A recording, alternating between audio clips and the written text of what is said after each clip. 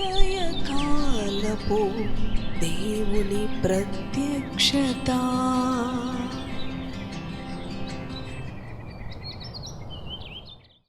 Praise the lord, హల్లెలూయా. ప్రభునందు ప్రియ దేవుని బిడలారా, ప్రభు యొక్క అత్యంత కృపను బట్టి మరి యొక్క ఉదయకాల దేవుని ప్రత్యక్షపు వాక్కులోనికి వచ్చి ఉన్నాము. ఆయన వాక్కు మన జీవితాలకు ధైర్యాన్ని ఇస్తున్నది. ఆయన వాక్కు మన జీవితాలకు నెమ్మదిని కలుగ చేస్తూ ఉన్నది. ఆయన వాక్కు మన జీవితాలకు జీవాన్ని కలుగ చేస్తూ ఉన్నది. ప్రతి ఉదయము దేవుని వాక్కుతో ప్రభు మనలను దర్శిస్తూ ఉండగా, దేవుని వాక్యానికి విధేయత చూపి దేవుని వాక్యానుసారంగా జీవించినప్పుడు దేవుని యొక్క ఆశీర్వాదాన్ని మన అనుభవంలోనికి తెచ్చుకోగలుగుతాము. రండి, మన పరిశుద్ధ గ్రంథాలను తెరిచి యెషయా గ్రంథము 60వ అధ్యాయము 22వ వచనమును ధ్యానం చేసుకుందాము. వారిలో ఒంటరి అయిన వాడు 1000 మంది అగును, ఎన్నిక లేని వాడు బలమైన జనమగును. యెహోవానగు నేను తగిన కాలమున ఈ కార్యమును త్వరపెట్టుదును. హల్లెలూయా. దేవునికి స్తోత్రం. ప్రియ సహోదరి సహోదరుడా, ఈ ఉదయకాలం ప్రభు నీతో మాట్లాడుతూ ఉన్నాడు. వారిలో ఒంటరి అయిన వాడు 1000 మంది అగును, ఎన్నిక లేని వాడు బలమైన జనమగును అని ప్రభు చెప్తూ ఉన్నాడు.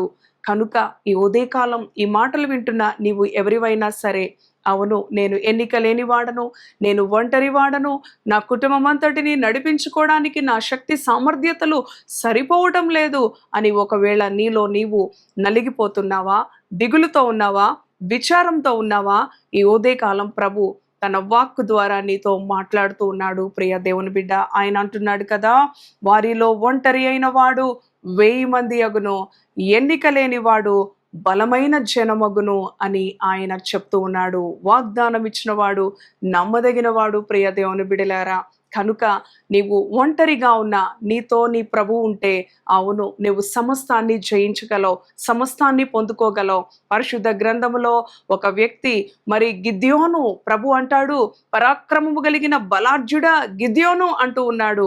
కానీ గిద్యోను ఏమనుకుంటున్నాడు? నేను ఒంటరి వాడను, నేను ఎన్నిక లేని వాడను, నేను బలహీనుడను, నా శక్తి ఏమాత్రము సరిపోదు, ఈ ఓటమి జీవితంలోనే నా జీవితము మరి గడపవలసి ఉన్నదేమో అని ఎంతో విచారముతో చింతతో తన యొక్క జీవితం, తన ఆలోచనలు నిండుకొని ఉన్నప్పుడు దేవుడు దర్శిస్తా ఉన్నాడు. ఈ ఉదయకాలం తన వాక్కు ద్వారా మనతో మాట్లాడిన రీతిగా గిద్యోనుతో మాట్లాడుతూ ఉన్నాడు. అంటూ ఉన్నాడు కదా, ఒకే మనుషుని హతము చేసినట్లు మిద్యానీయులందరినీ నీ చేతికి అప్పగిస్తాను గిద్యోను అని ప్రభు మాట్లాడుతూ ఉన్నాడు.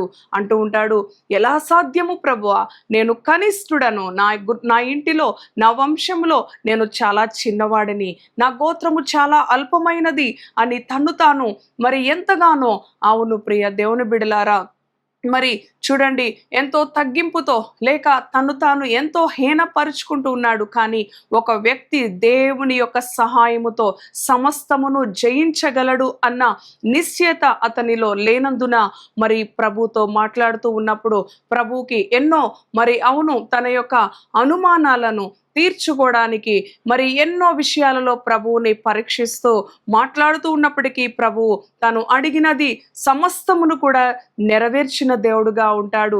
తాను నిశ్చయపరచుకోవడానికి, అవును నిజంగా నీవు నా పక్షానుంటే, నిజంగా నీవు నా ప్రజల పక్షానుంటే ఈ శత్రువుల నుంచి నీవు నన్ను విడిపిస్తావు అని ఎన్నో సూచనల ద్వారా దేవుని నమ్మిన వ్యక్తిగా గిద్యోనున్నాడు. కానీ ప్రియ దేవుని బిడ్డ, ప్రభు అంటున్నాడు కదా, మరి చూడండి చూచి నమ్మిన వారి కన్నా చూడక నమ్మిన వారు మరీ ధన్యులు అంటూ ఉన్నాడు ప్రభు. కనుక ఈ వాక్కు ద్వారా ప్రభు మనతో మాట్లాడుతున్నాడు ఈ ఉదయకాలం.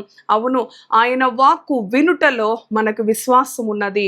అవును ప్రియ దేవుని బిడ్డ, కనుక నమ్మికతో దేవుని మాట యందు మనము విధేయత చూపించినప్పుడు ఆయన మన పరిస్థితులను మారుస్తాడు.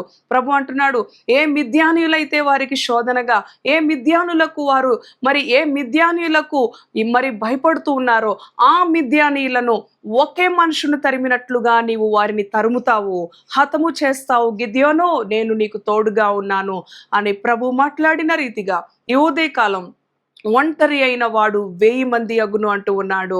ఎన్నిక లేని వాడు బలమైన జనమగును అని ప్రభు వాగ్దానం ఇస్తా ఉన్నాడు. చూడండి, యెహోవానగు నేను తగిన కాలమున ఈ కార్యమును త్వరపెట్టుచు ఉన్నాను. ప్రియ దేవుని బిడ్డ, ఆయన త్వరపెట్టే దేవుడు.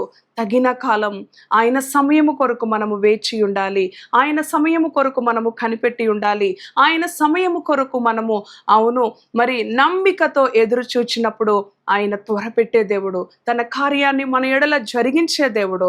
ఆయన మన పక్షాన యుద్ధం చేసే దేవుడు. ఆయన మన పక్షాన జయాన్ని కలుగ చేసే దేవుడు. ప్రియ సహోదరి, సహోదరుడా, నీ పరిస్థితి ఏదైనప్పటికీ కూడా నీ పరిస్థితులన్నింటినీ మార్చి నిన్ను నెమ్మదితోనూ, సంతోషంతోనూ, సమాధానముతోనూ నిన్ను బాగు చేసే దేవుడు, నిన్ను నిలబెట్టే దేవుడు ఈ ఉదయకాలం మాట్లాడుతూ ఉండగా దేవుని వాగ్దానాన్ని నమ్మి, దేవుని వాగ్దానాన్ని బట్టి దేవుని స్తుతించి, దేవుని వాక్యానికి లోబడు. ఆయన నీ పరిస్థితులను మార్చివేసే దేవుడుగా ఉన్నాడు. కనుక దేవుని వాక్యానికి విధేయత చూపి ప్రార్థిద్దాం. తలలు వంచండి. పరిశుద్ధుడా, కృపగలిగిన తండ్రి, జీవము కలిగిన యేసయ్య, నీ పరిశుద్ధ నామానికి వందనాలు. అవును ప్రభువా, ఒంటరి అయిన వాడు 1000 మంది అగును అంటున్నావు. ఎన్నిక లేని వాడు బలమైన జనమగును. అవును ప్రభువా, గిద్యోను జీవితము ఎన్నిక లేనిదిగా, మరి ఒంటరిగా, మరి శత్రువుల ఎడల దాగుకొని భయముతో బ్రతుకుతున్న ఆ దినాలలో నీవు దర్శించావు. ఈ ఉదయకాలము ఒంటరి పోరాటంలో ఉన్న సహోదరులే కానీ, సహోదరులే కానీ, నేను ఒంటరిని అని మరి తలంచి కుమిలిపోతున్న నీ ప్రియ బిడ్డలను నీవు దర్శించావు. ఒంటరి అయిన వాడు 1000 మంది అగును అని. అవును ప్రభువా తండ్రి, ఆ మిద్యానీయులను ఒకే మనుషుని తరిమినట్లుగా నీవు తరుముతావు అని మరి గిద్యోనుకి చెప్పిన రీతిగా ఈ ఉదయకాలం నీ బిడ్డలు ఏ పోరాటంలో ఉన్నప్పటికీ, ఏ సమస్యలో ఉన్నప్పటికీ, ఏ వ్యాధిలో ఉన్నప్పటికీ, అది ఏ భారభరితమైన సమస్య అయినా ఆ సమస్య నుంచి నీవు విడిపించగలిగిన సమర్థుడవని, శక్తిమంతుడు నీ బిడ్డలు నీ యందు నమ్మిక ఉంచి నాయనా బలముతో, శక్తితో ప్రభువా నిన్ను ఘనపరిచేవారుగా, నీ యందు విధేయత చూపేవారుగా, నీ వాక్యానికి లోబడేవారుగా నీ బిడ్డలను ఆశీర్వదించండి. వారి పరిస్థితులను ఆశీర్వదించండి ప్రభువా. దుఃఖకరముగా, మరి బాధకరముగా, శ్రమకరంగా, భయముకరముగా, మరి భయాందోళనలో ఉన్న పరిస్థితులన్నిటినీ కూడా నీవు తారుమారు చేసి వారి జీవితాలను నెమ్మదితోనూ, శాంతితోనూ, సమాధానముతోనూ నింపే దేవుడవు ప్రభువా. నీకు వందనాలు. ఈ దినమంతటికి కావాల్సిన నీ కృప, భారభరితమైన పరిస్థితుల నుంచి విడుదల అనుగ్రహించి మీ నామాన్ని ఘనపరచుకోమని నీ రెక్కల నీడకు నీ బిడ్డలను అప్పగించుకుంటూ యేసు నామములో ప్రార్థిస్తున్నాను తండ్రి. Amen, amen. Praise the lord. God bless you.